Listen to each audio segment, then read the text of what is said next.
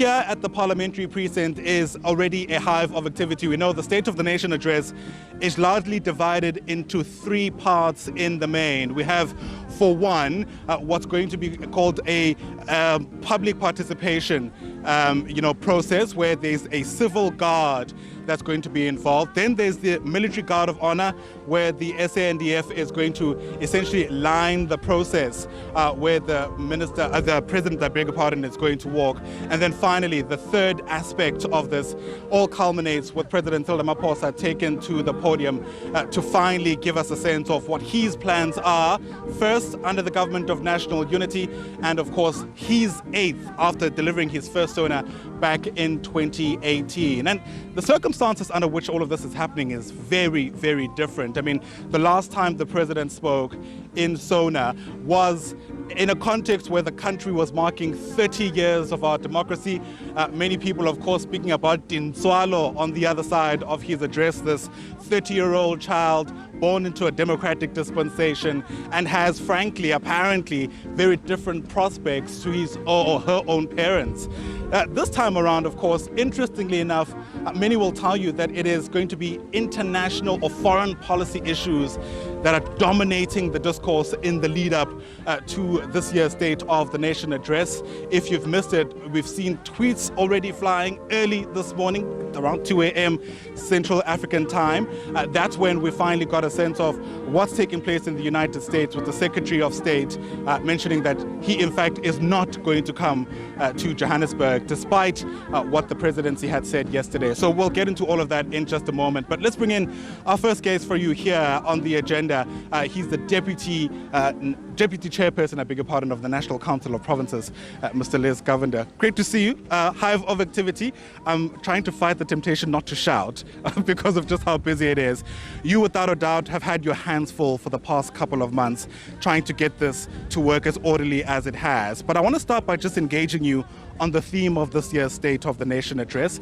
It's about harnessing parliamentary diplomacy for the realization of global solidarity, equality and sustainability. Quite a mouthful, but I imagine very important.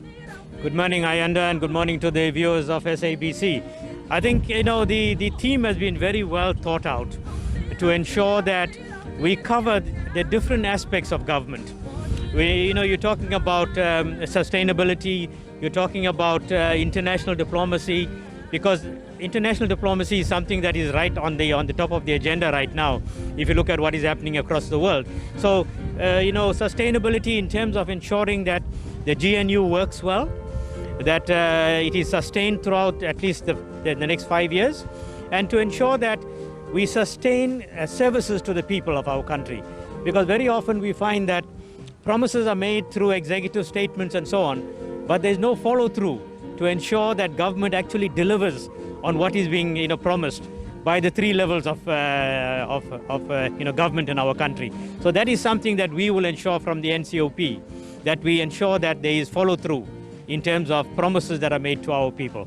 All right, and we know that this is a joint sitting, and I think this has been repeated several times, which means joint rules are in place, and these rules have been developed over the past couple of years as I suppose our democracy continues to mature. How satisfied are you that the rules are tight enough this time around to ensure that the only item on the agenda is seen through without any hiccup today? Well, you would have seen in the past few years when there were disruptions and so on in the House. Now, the joint rules were then tightened up to ensure that this sort of thing does not happen again. And the Speaker of Parliament has got control over that House, because it's a joint rules that will apply.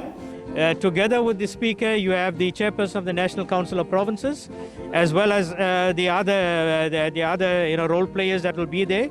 And there are rules in place that will ensure that the entire proceedings has the kind of decorum and dignity that it deserves. And we are hoping that there will be no disruptions.